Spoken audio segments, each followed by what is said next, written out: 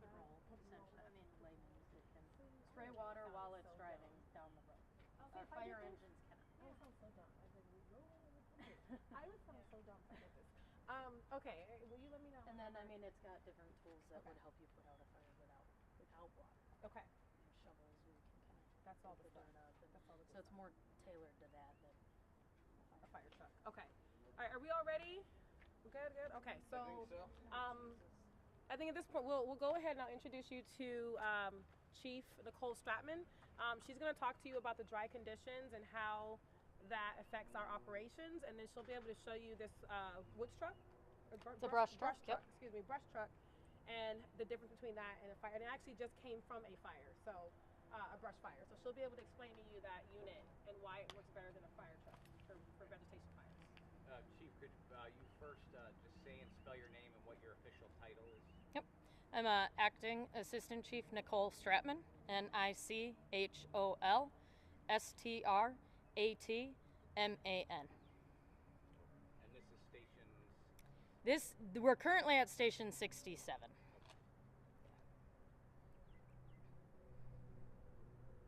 Good.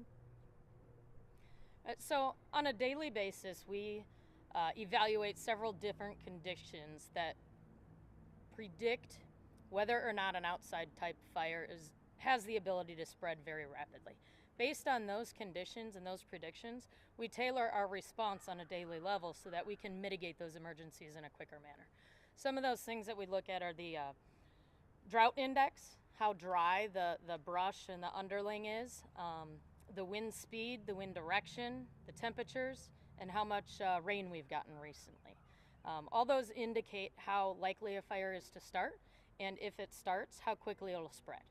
The quicker a fire is going to spread, the quicker we need resources on scene. So during our rainy season, it's not very likely that an outside fire that gets started spreads super rapidly.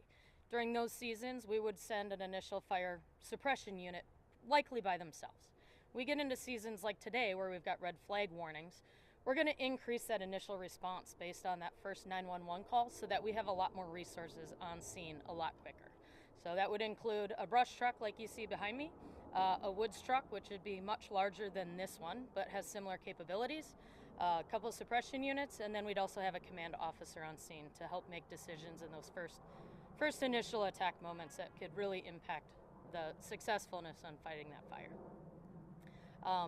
Our brush trucks and our woods trucks are a little bit different from fire engines in that they have different equipment on it where we can work in the woods and put out fires maybe without water, or they have smaller hose lines, so it's a lot easier to manipulate those hose lines in those areas that are less accessible. They're typically four-wheel drive vehicles. We can access areas that we wouldn't be able to access with a much heavier engine. They have the ability to pump and roll. So where our fire engine has to be stopped in order to be spraying water, some of these units have the ability to be spraying water while they're driving down the roadway.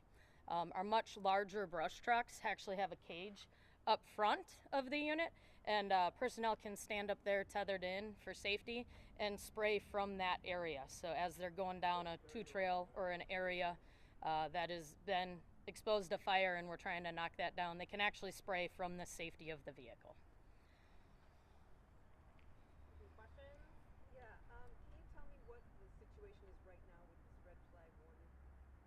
So the red flag warning is kind of an indication that when a fire starts or it would spread much more rapidly and that it is much more likely to start. So that it typically takes into consideration some of the factors that I mentioned earlier, the drought, the winds, the humidity, how dry it is outside.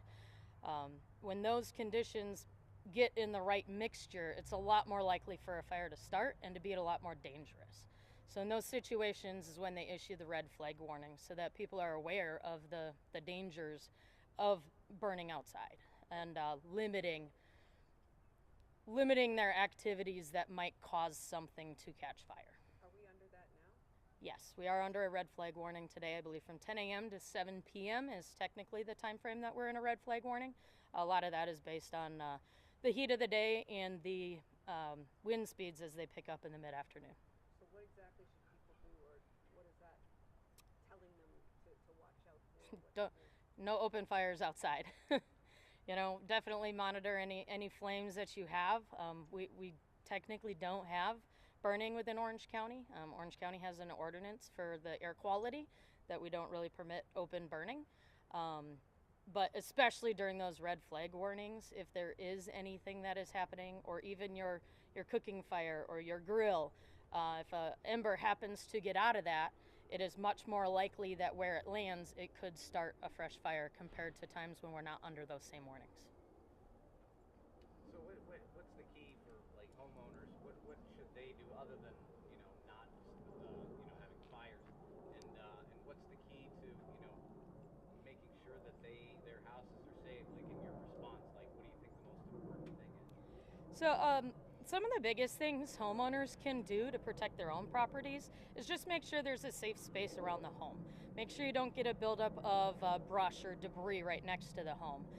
Sometimes it's landscaping decisions, and brushes or bushes or trees that are really close to the home may be something that could catch fire, burn a little bit bigger, and it'd be more likely that the house would catch. So if you set up a safer space around the home, especially in between any heavy brush, like we'd have something back here, that would help them with a buffer zone, essentially, where that fire could kind of smother itself out before it actually reaches the edge of that home. And the Orange County had like the way they deploy their resources, like is it stations that have more dense or around more dense vegetation have tools like this, but more like city stations don't. Do you know how that works? Yeah, we definitely try to position resources in areas where they're more highly used and appropriate use resources in those areas. I mentioned this is one of our smaller brush trucks, and we have some larger brush trucks. Our larger brush trucks are definitely in the more rural areas compared to trucks like this that are in the urban areas. Trucks like this are able to easily make it down like frontage areas along ponds, or down a pathway for a electrical line where there's some open flat land. This truck specifically isn't going to go deep into a wooded area where you might be climbing over trees or something like that.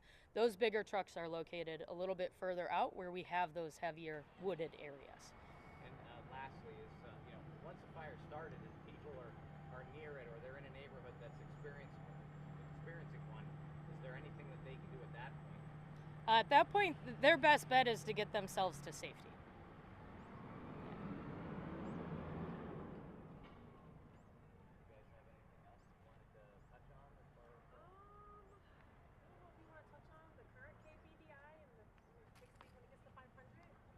Oh, okay. Yeah. What was today's? I think it was 429. And then when it gets to 500 and above, then the automatic burn ban. Yeah. Today's 430. Yeah. I'm sorry. Oh, today is 435. Yeah. Okay. So the KBDI is a Keach-Bryant Drought Index that we pay close attention to for Orange County. Our reading for today is 435. That's considered in the moderate zone for us. Once it gets above 500, it's considered severe.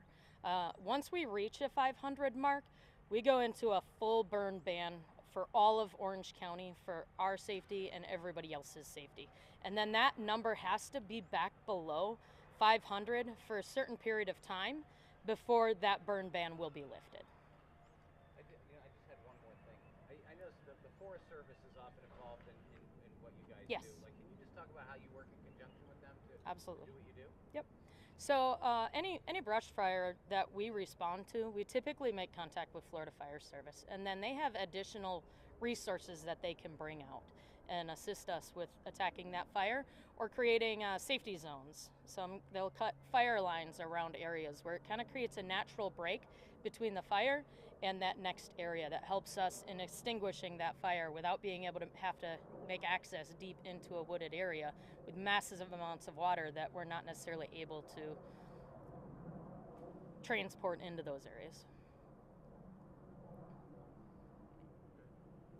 I guess oftentimes if we get something that's spreaded, especially in a very rural area or urban area where there's a lot of homes around, we will also enlist the assistance of Chase sometimes as a spotter.